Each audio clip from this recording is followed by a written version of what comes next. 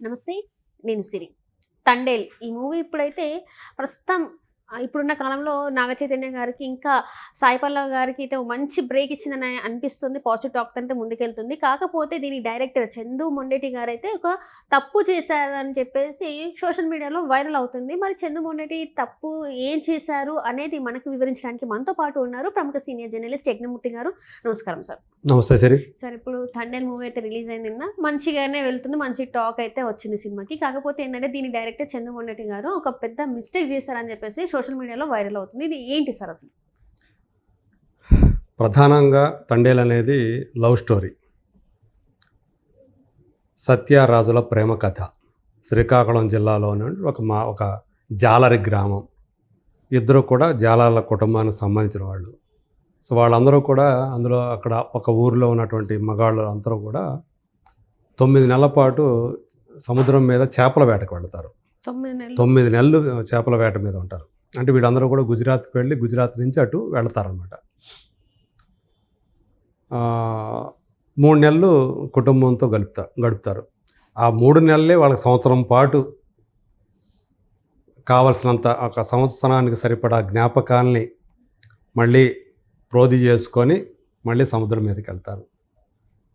అయితే తన ప్రియుడిని, రాజుని తన దగ్గరే పెట్టుకోవాలి. 9 నెలల పాటు ఎలా వదిలేసి ఉండటం, భవిష్యత్తులో రేపు పెళ్ళయ్యాక ఏంటి పరిస్థితి, అతను వెళితే అంతకాలం అతని గురించి ఎదురు చూస్తూ తను కూర్చోవాలా అని ఒకరి వల్ల ప్రేరేపించబడి తన ఇంట్లోనే, తన బంధువుల్లోనే ఒక ఆమె పడుతున్న కష్టాలు చూసి అలాంటిది ఇది తనకు రాకూడదు.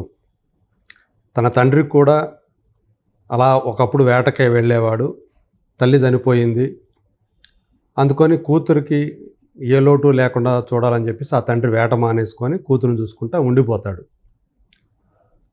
ఆ తండ్రి కూడా ఎక్స్ప్రెస్ చేస్తాడు, రేపు పొద్దున మళ్ళీ ఇదే పరిస్థితి, రేపు రాజు కూడా అట్లాగే వెళుతూ ఉంటే ఏంది నీ పరిస్థితి అన్నట్టు అతను కూడా, తండ్రి కూడా మాట్లాడేటప్పటికి ఆ అమ్మాయిలో ఒక అంతర్మథనం అనమాట. అందుకని ఒట్టు వేయించుకుంటుంది, ఇంక వెళ్ళను వేటకని.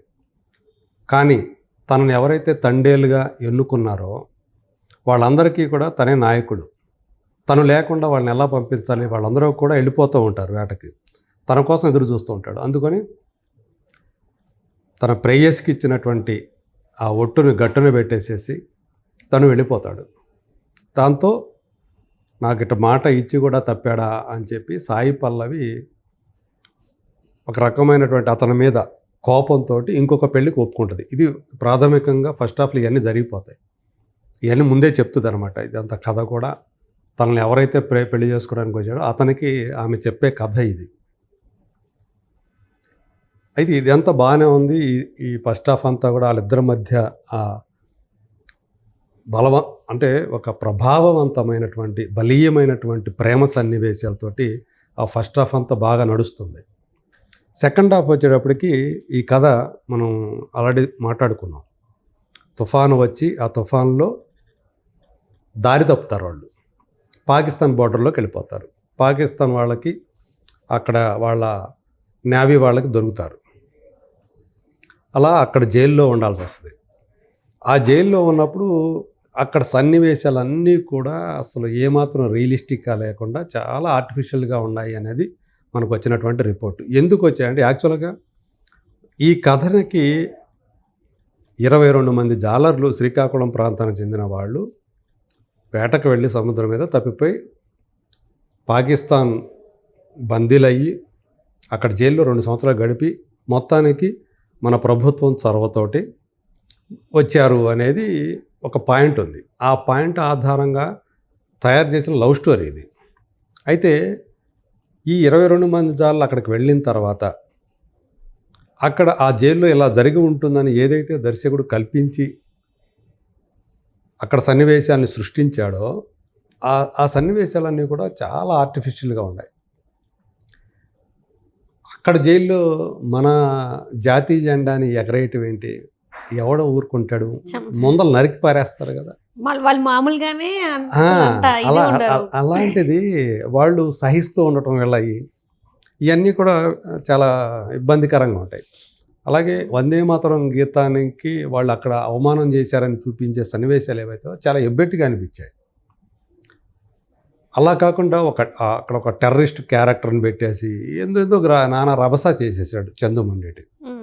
నాకు అందిన సమాచారం ప్రకారం అయితే యాక్చువల్గా ఈ కథని రాసిన రచయిత ఎవరైతే ఉన్నారో అది అతనిచ్చిన కథని వేరు అసలు.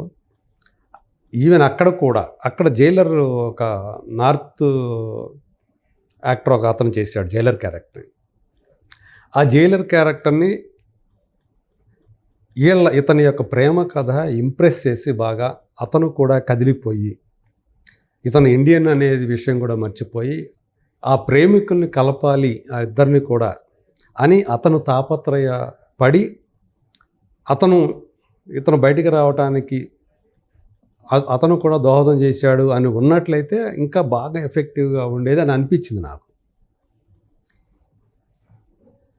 నాకు అందిన సమాచారం. నేను కనుక్కుంటే ఏంది ఇట్లా మార్చేశాడు యాక్చువల్గా అక్కడ అందరూ కూడా పోలీసులు కానివ్వండి, జైల్లో వాళ్ళు అందరూ కానివ్వండి, మన భారతీయ ఖైదీల మీద పట్ల వాళ్ళు ఎందుకు అంత సాఫ్ట్ కార్నర్తో ఉన్నారు? మామూలుగా మన వాళ్ళు అంటేనే ఇదైపోతారు కదా, ఎందుకు అంత ఇతన్ని రక్షించాలని చెప్పేసి కొంతమంది ఎందుకు అక్కడ వాళ్ళే ప్రయత్నం చేస్తారు? ఆ జైలు సిబ్బంది ముందేదో పరిచయం ఉన్నట్టుగా, లేకపోతే ఇక్కడ వాళ్ళ తెలిసిన వీళ్ళని కాపాడాలని చెప్పేసి వాళ్ళు తాపత్రయపడుతున్నారేంటి అని ఇదంతా ఏందో ఆర్టిఫిషియల్గా అనిపించింది. అందరూ కూడా అక్కడ ఉన్న వాళ్ళందరూ కూడా అంటే అక్కడ పౌరులు తప్పితే పాకిస్తాన్ పౌరులు తప్పితే పాకిస్తాన్ పోలీసులు కానివ్వండి, పాకిస్తాన్ జైలు సిబ్బంది కానీ అందరూ కూడా చాలా ఇండియాకి ఫేవర్గా ఉంటారు, సాఫ్ట్ కార్నర్తో ఉంటారు అన్నట్టు చూపించాడు సినిమాలో. అది రియాలిటీ కాదు కానీ పిల్లలు కూడా తెలుసు అసలు అట్లా జరగవు, అసంభవం అని చెప్పి. అసలు మనకు ఎట్లా ఉంటుంది తెలుసు కదా, రెండు సైన్యాల మధ్య ఎలాంటి కవ్వింపు చర్యలకు వాళ్ళు పాల్పడుతుంటారని మనం చూస్తూ ఉంటాం కదా ఇప్పుడు కూడా. కానీ అందులో ఈ సినిమా అందుకు భిన్నంగా జరిగింది. అంటే ఆ లవ్ స్టోరీని వీళ్ళు ఆ సెకండ్ హాఫ్లో సరిగా ఉపయోగించుకోలేకపోయాడు. నాకు తెలిసిన ఇన్ఫర్మేషన్ ప్రకారం చందు ఒరిజినల్ స్టోరీ రైటర్ ఏదైతే కథ ఇచ్చాడో దాన్ని మార్చేసాడు ఈయన. ఎందుకు సరే మార్చడానికి గల కారణాలు ఏంటంటే అది ఎందుకు మార్చాడో తెలీదు.